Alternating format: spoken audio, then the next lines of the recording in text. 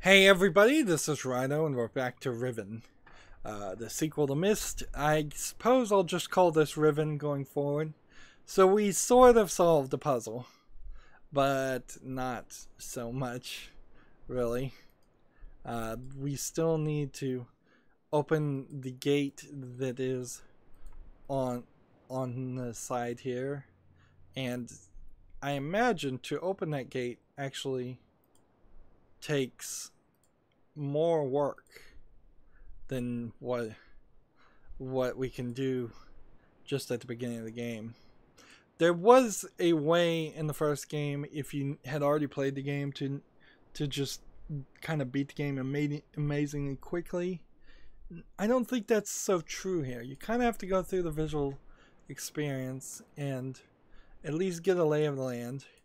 We're on this island that is, well, it's a little weird because it's got this giant dome that we can't get to. It's got this sword in the ground. It's got the location we started on, and we've got this connecting path to another island, or maybe two.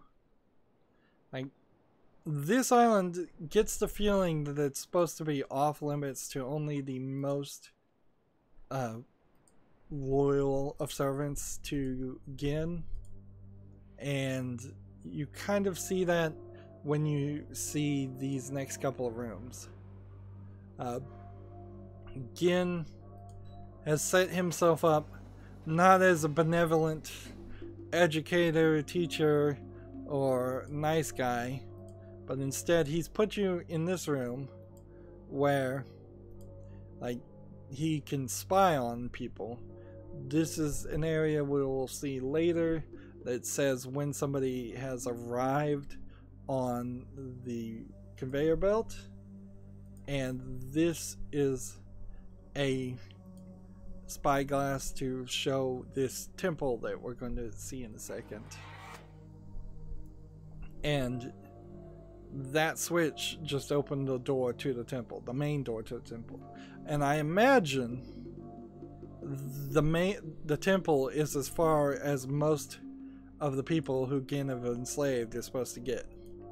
Meanwhile, he can come down here in this machine and pull this trigger and give out his declarations or speeches into this microphone. Unfortunately, the main character that we're playing as is a mute and doesn't speak. He comes from the school of Half-Life, where you just have this mute character. There was an area very similar to this in the main game where there is a recording room where you found recordings on the ground. So this is an homage slash just kind of copy from the first game. And as soon as you walk far enough away, the cage goes back down. Why you need a cage around that, I don't know, but it visually connects you to the section that you'll see later, so it makes it a lot more obvious what's going on without saying any words. So that's where we came, and this is where we're going.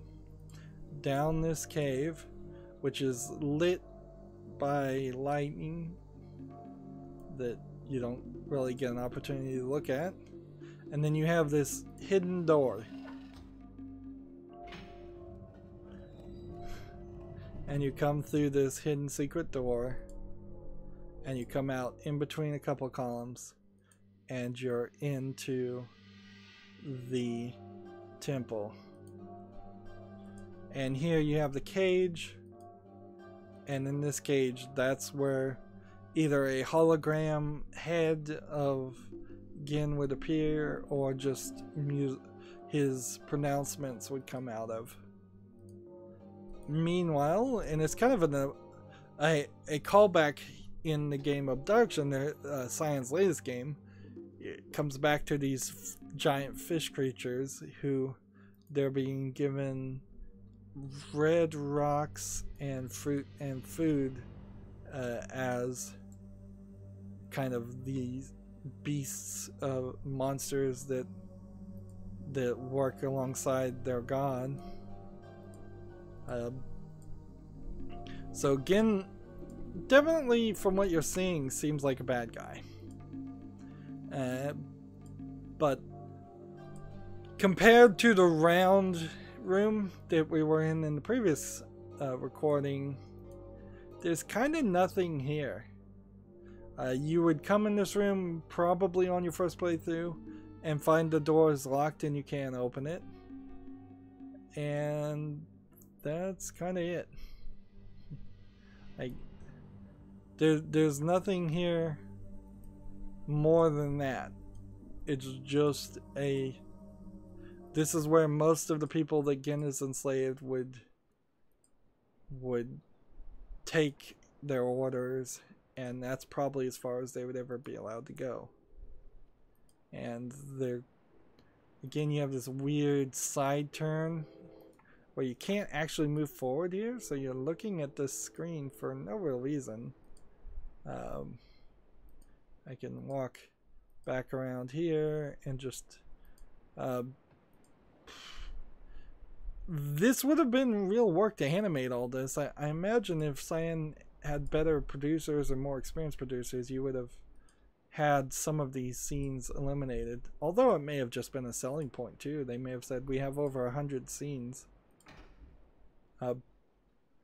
And here we're back to another small bit of QuickTime, I assume MPEG 1 video that we get because this is the DVD game. It's not a lot. And arguably, maybe not implemented the best way, because there might be a 5 to 20 minute conversation like there was at the beginning of the game that you just don't ever see again, and that's problematic when you only have one DVD's worth of cutscenes. And it certainly would have been a case where they would not have been willing to give you a second DVD and switch discs halfway through, because this would have been early days of DVDs where printing one DVD was actually expensive, whereas by the time DVDs got to their late days of coming around, there's like no reason whatsoever to not have as many as you want, other than the annoyance of changing discs. So we click this and this turns us around. Like, all these puzzles I'll probably solve pretty easily, but I imagine most people would solve them pretty easily. And we click this to go forward. Abduction has a very similar system to this, although in Abduction there's actually gates that you have to open. Then you just get into a vehicle and the vehicle just takes you there once you've opened all the gates. So there's more of a puzzle to actually clear the path. However, in Abduction it causes a problem where if one gate is locked and you try to go forward in the vehicle, it just slows down, stops, and goes backwards and wastes your time, which is a little annoying. So that this transition cutscene, if I'm not frugal about it, we'll see this cutscene several times. Whereas most cutscenes we're only going to see once. Let's see, for a second there, I thought it was going to take me into another cutscene, because there are some instances where you see some people appear and then walk away. But I didn't think this would have been one of them. Interesting, you can't turn right and look at the wall. You can't turn left and look at that wall. Interesting. So it's as if the main character himself is saying, look, you don't need to look that way. We know there's nothing there but a wall.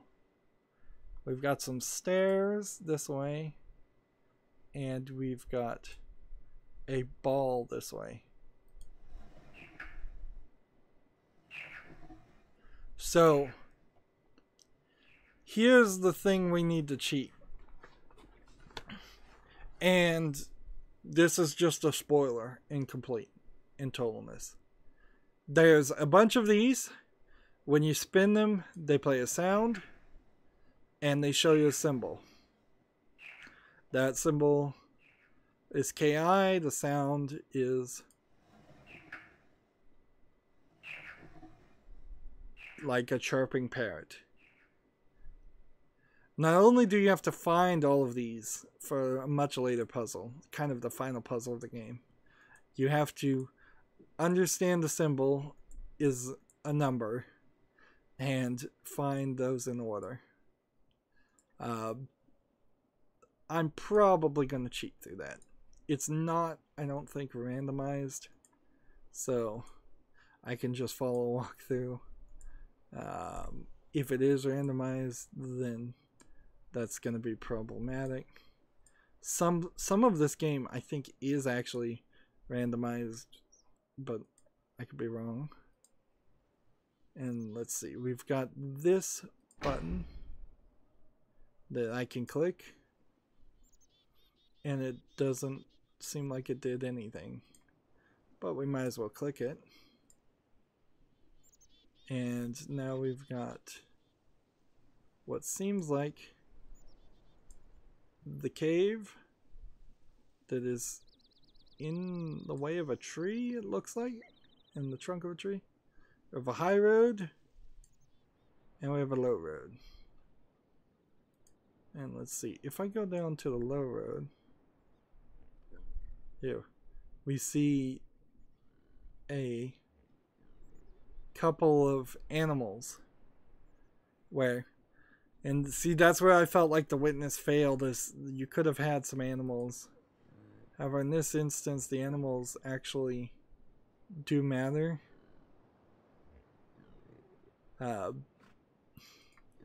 Knowing the sound that they make.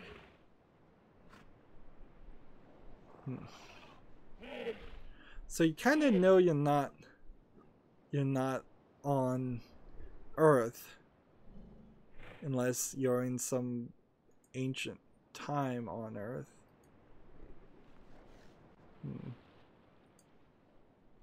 Let's see, those two just flew away. So will they ever come back? Well, they swam away, they didn't fly away. Or was that my only opportunity to ever hear those animals make that sound, which actually is very important.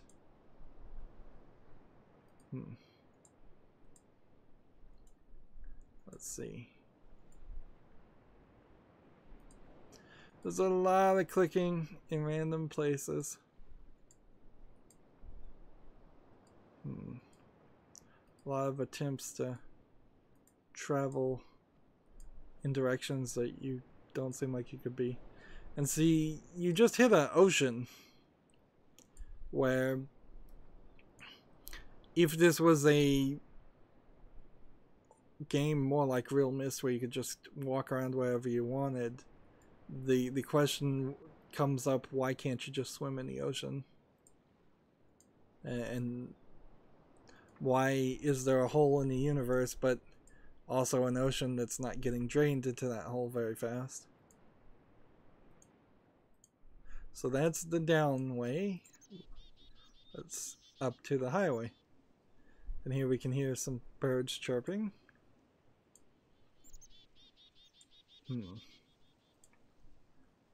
And you might as well start paying attention to the sounds now. Like, clearly people wouldn't know that they needed to pay attention to the sounds.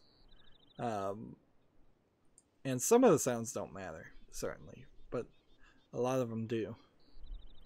So you have a beach area that's not much of an area, and honestly, if you were going to make a remaster, this looks like it's a big axe that's designed to cut through the bridge. if you were gonna remaster this game, I would take the concepts. Yeah, it's a like big axe stuck in the ground. I would take the concepts of this game. That's where we came from, over there, and expand them so that the beach area would be a much larger area with a lot more to do. And here we can hear some crickets chirping and some mosquitoes or flies buzzing. And all these trees have been cut down, destroying the forest. There was certainly a forest area in the first game that was not destroyed. Here we have another axe. And you have this inventory, you'd think, give me this axe in most games. Like, why don't I take the axe and go chop off the head again? And apparently I can take a minecart ride if I want to. I don't recall that minecart existing, so that'll be interesting. We can go here. We can also look at this bug that's been specifically animated. And we saw golden versions of this bug before. So those beetles were not just there for decorative purposes. Nah, I assume that door just shut by itself. And if we go this direction, we've got 3 different ways. So we've hit kind of a puzzle, like a maze, on top of already knowing that we need to be paying attention to sounds way more than I had to ever. Like, when I first played this game, I had never for even a second paid too much to sound effects in games. They were usually obnoxious, repetitive, and unnecessary whatsoever to the plot. So it's very forgivable for people who had at any time, even in 2018, to not understand or get that they need to listen to sounds. And we are way too early in the gameplay for us to know that. So I'm definitely spoiling everybody on that factor. Let's just ride this and see what happens. We've already ridden one thing.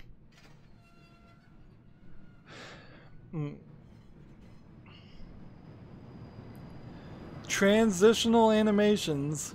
Nowadays, pretty well expected. Look at those lights. That's like high-tech lighting there. And it seems like they're underwater now. Weird watery sound.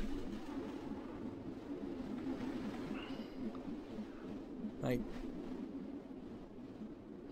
well, in modern games you would still not really expect, or nor would you want, transitional animations too much, because the truth is you'd prefer to just always have control. If you got on a minecart like this, I'd want to be able to look left and right and control the characters still. And most people wouldn't even budget the same way to make a transitional animation in the same way that you would make a cutscene animation where characters are talking to each other, or something else more interesting than that.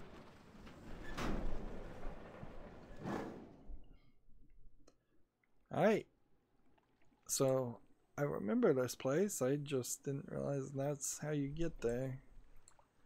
And I guess you have to climb up that if you want to go back.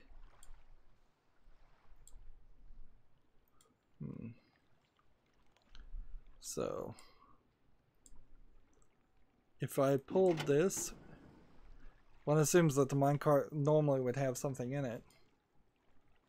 What happens if I pull this while I'm sitting on it? It won't let me. So we'll just climb out here. A big open area here. more than is helpful. Like when you compare this to MYST's like limited number of locations, adding so many open sections opens the realm for trouble. Like people wandering around for hours and hours. And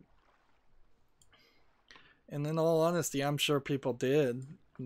Like, while MYST may have been a 5-hour game on average to solve, I wouldn't be surprised if Riven in itself was a 10 to 15 hour game. So we've got a valve, and one assumes that this valve is pointing towards specific pipes to give gas. And I think I just lit the gas on in this area. And I don't think I was supposed to do that quite yet. It's like natural gas controlled things.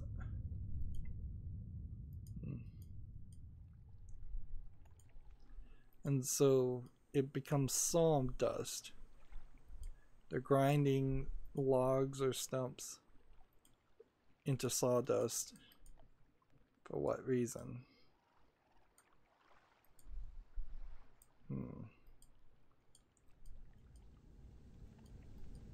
Well, that didn't shut this off. We've got water boiling here. We've got a diverter pipe. And we've got this.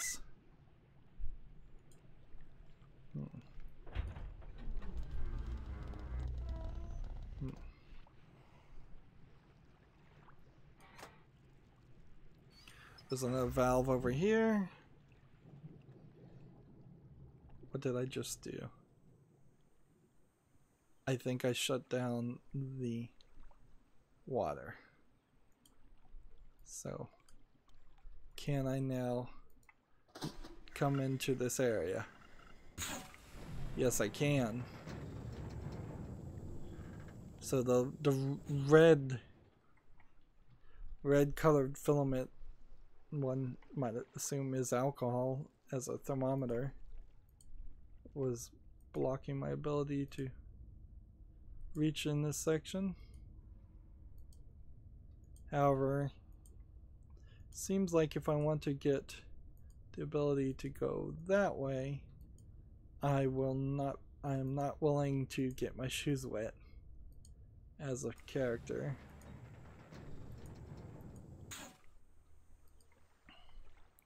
So if I did this, that's gonna get it boiling, and I guess I need to boil it all off.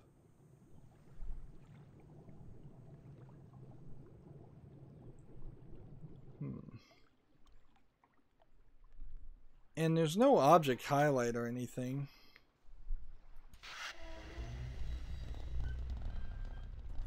So there's really no guarantee that I'm missing or not seeing something else. Like there could be another trigger on the screen somewhere.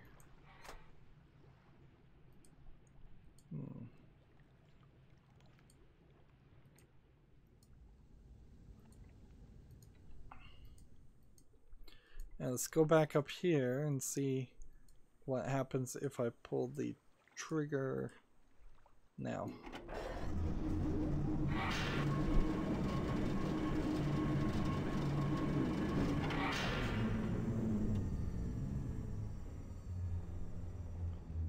So it will grind,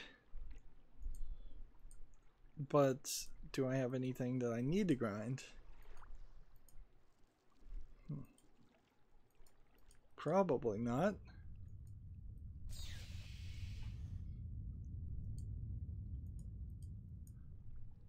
That I would assume was an example machine. What's this thing? I guess we're...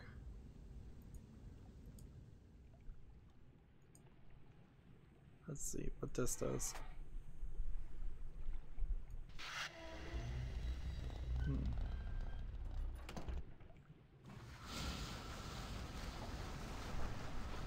There we go.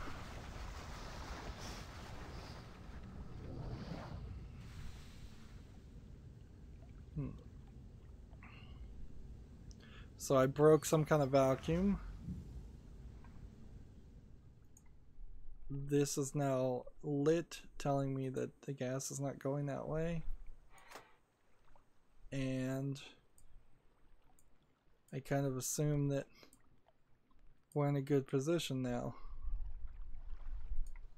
And while we're at it, if we're just going to save ourselves some frustration, let's see if we swing this that way to that pipe. That's the only third location. We're very much in an early MYST experience. While the game did tell us what we're theoretically trying to do, we haven't actually accomplished any of that yet.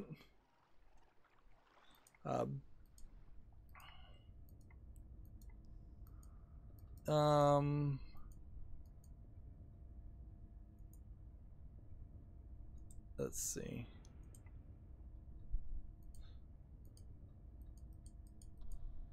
Seems like we need to maybe raise the platform.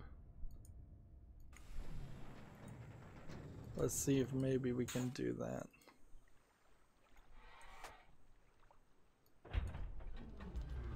And you can see a slight greenish block around that animation. This is the only part that is animated. So a little bit of a bug there, I would say. Let's pull this and raise this. ScumVM isn't perfect, but at least it has an active base of programmers working on it. So if, for instance, I was to report this bug, I imagine people would actually work on it and fix it, whereas I imagine Cyan doesn't have as much time to do that. I wouldn't be 100% surprised if ScumVM was the engine that they used to re-release the old MYST games.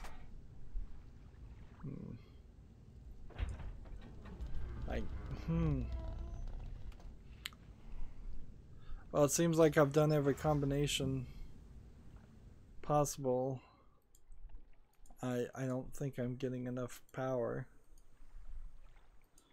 I bet there's some other trick here to walk behind the vehicle.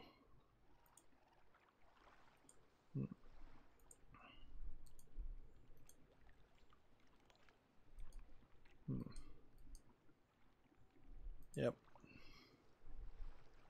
When things aren't working, now that is the time to look for something more to mess with. It's a rather large puzzle area that we're dealing with, which is probably not the right way to make your game. Like, you don't want to have puzzle elements to the same puzzle integrated in such a fashion that you're all over the place.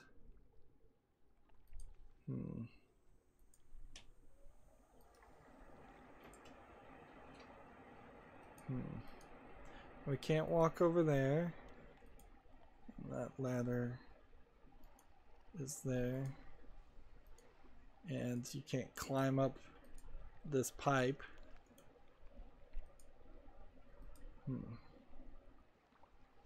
It doesn't seem like there's anything here. Like some object highlighting or just being able to ask for a hint would be nice. So I do need power going here. Let's see what happens now.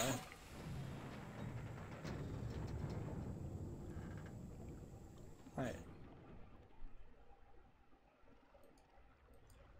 This time it's now full of water again, so I filled it with water. So it's some kind of hydraulic pipe, not a gas pipe. I've got to figure out what I did to drain it before. I suppose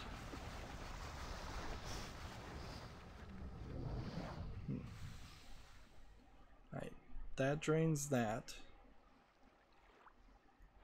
If we do this and this, does it fill it back up?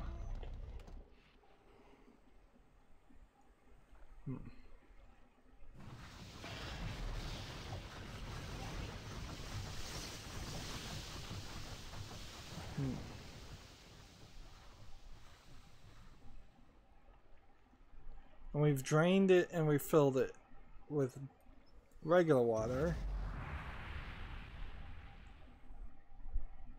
So if we get it to boil and then drain it, what happens?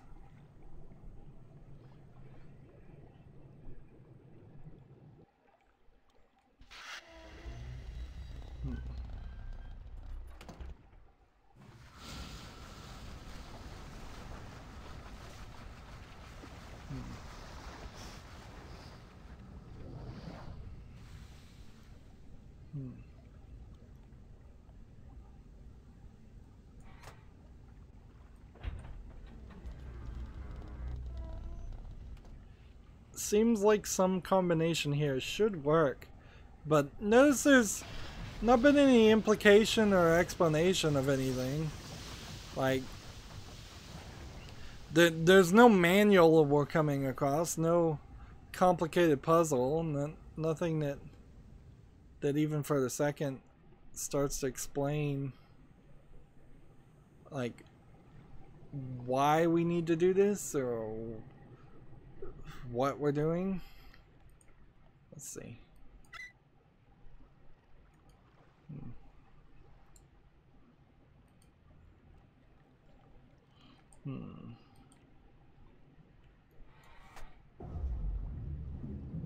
So apparently you had to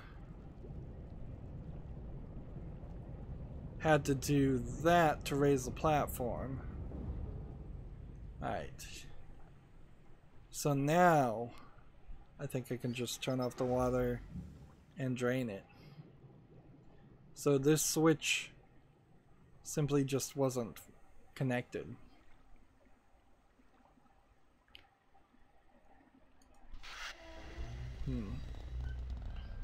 And this technology is so old, you don't have like a quick time event or anything to spin your spin your mouse wheel around. It's literally just click on the wheel and the wheel turns 90 degrees.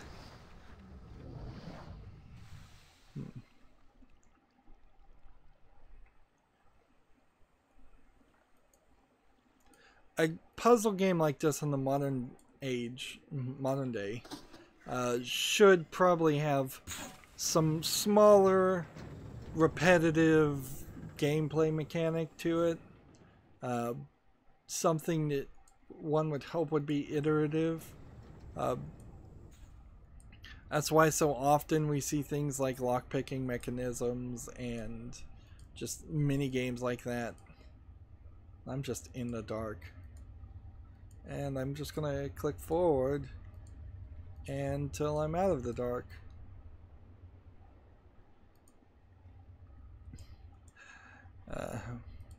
What's funny is I think I might be accidentally going right towards the end of the game.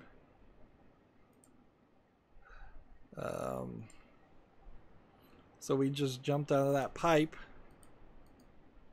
to this, which it's convenient that there's a path to a pipe. And here we have a bird flying around. Yeah, lockpick minigames, things like that, probably would work well enough in a game like MYST. There's probably more than enough doors that you could try and get to. Let's see, I think that's where we're trying to get to. We just kind of ended up here.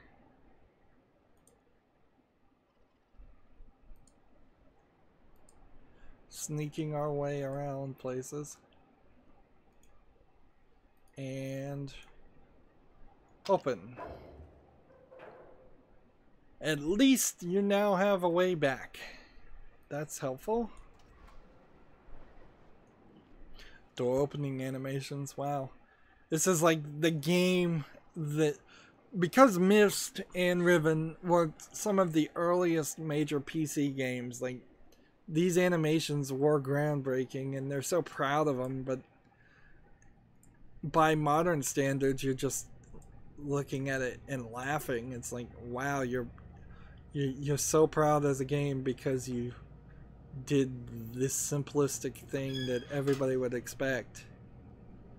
Let's see, and I believe this is a bit of food. It's like a trap. It's a fishing machine. So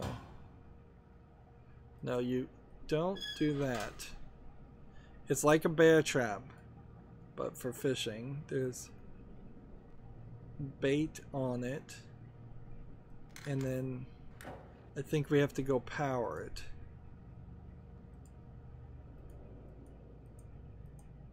But the weirdness with this is, like, we're gonna catch a fish. We're not gonna take the fish with us or use it for anything. I think we're just catching a fish to hear a fish make a sound, if I'm recalling correctly. So we put that there to power the machine that we were just at. This is all so separate from the rest of the map, which I suppose is a little bit good.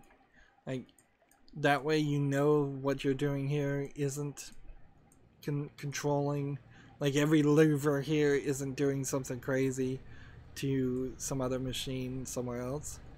Which, that there's really good reason to believe that maybe if you turned all the levers throughout the game of Riven in certain directions, it would unlock some kind of secret ending or something. I don't believe there's any real Easter eggs or anything like that, however. So they kind of needed you to break you of that idea. And they do a decent job, because at the very beginning of the game, there's one lever that unlocks you from that trap that you start the game in. That, like, because of, let's see, because of that element, you know that the game will never really require that of you.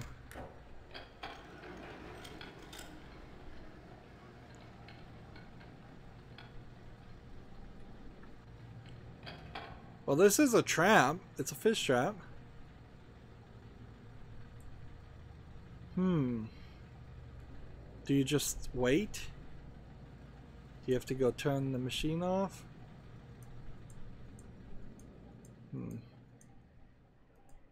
It might be that you have to turn the machine off and then turn it back on,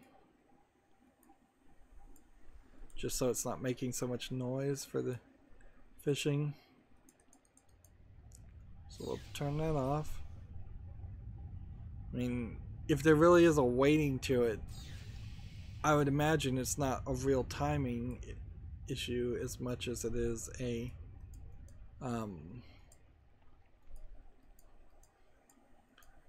walking away from a certain number of steps and a certain number of scenes away from something. Looking at this game and comparing it to a lot of the point and click adventure games that have come out since. There is definitely a lack of quality and a lack of even an attempt to do quality.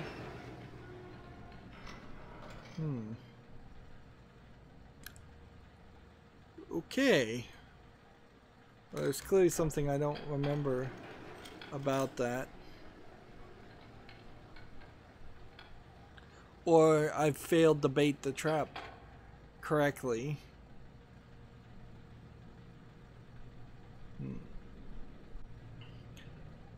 Let's see. Let's try something really crazy. You take this. We come down to our inventory and see if we can drag the book and put it there. Nope. You can't. And we can't drag this to our inventory either.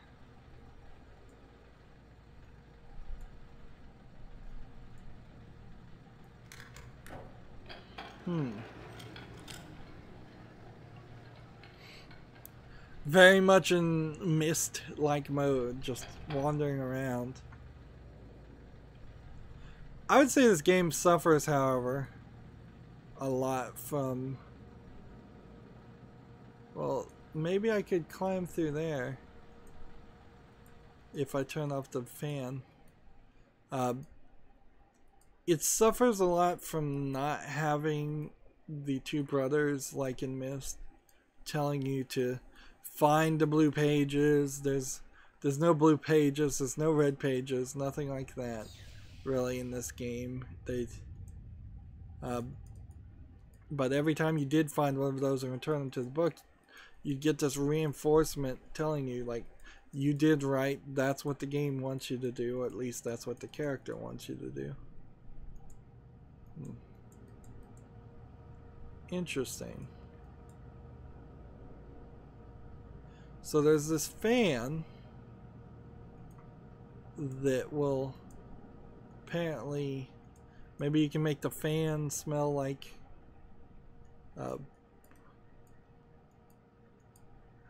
maybe you make the fan smell like fish when you catch a fish.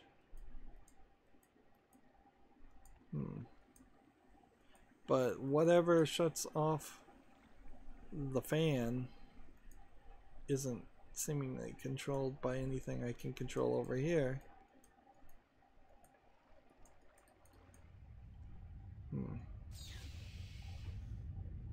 So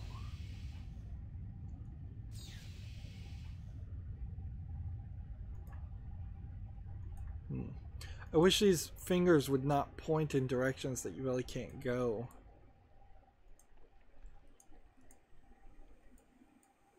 So what did we really learn? There's still a section over here we can't get to.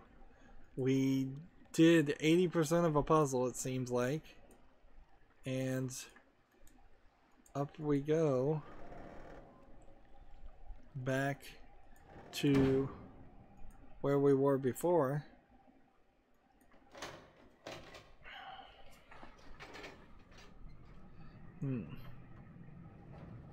Riven as an island arguably might be just ever so smaller than all of the islands of MYST combined. And since it's all interconnected, they clearly wanted to make a statement here that in this game you're not going to be jumping to other ages, other places. Since it's all interconnected, you feel like it should be a bigger location than it really is. I'm not sure if that fully works well anyways.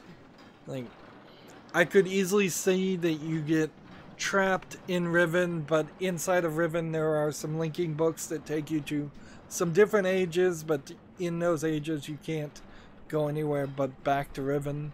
It wouldn't be too hard to say that the bad guy wrote some linking books to some ages, but he didn't. I think the concept of keeping puzzles a little bit isolated in their own worlds that are designed to be kind of these puzzle worlds makes more sense than having an entire age that is both half puzzle world and half attempt to create a real world. And so we started with a split to go into that location. So I imagine I actually want to go in this location. I'm just going to call it. Normally I would start on the right and work my way left, but I believe if I go this direction it will help a little bit. Or I could just be totally wrong. I think for the most part going through either direction is just a branching path that reconnects. So unlike our first recording where I spent a significant time reading the dialogue, here we've just been doing a puzzle and we'll have to get around to seeing how long that takes. We've apparently played for an hour and 37 minutes. I guess that seems exactly right since I'm doing 45-minute recordings. And no big revelation yet. So much of Riven is built around slowly learning about the world. It's a weird way to try to develop a world, and it certainly I don't think would work in modern days. Not when you can just get a game for $5 on Steam. Even if it's a 10-year-old game, at least it would probably be a little bit faster and a little bit more interesting than when Riven came out. And like, you have to remember, when Riven came out, it may have been the only game worth playing for a year on PC. It very possibly may have been the only game you had for 2 or 3 years. So you really had to stick with it, or you give up. That's going to be it for this recording. As always, I ask you to like, share, subscribe, comment, and watch every second of my videos. If you want a friend or follow me on any social media sites, there's a whole bunch of links down below in the description box. If you want to support me, gift me a game on Steam. Thank you for watching. Have a good evening.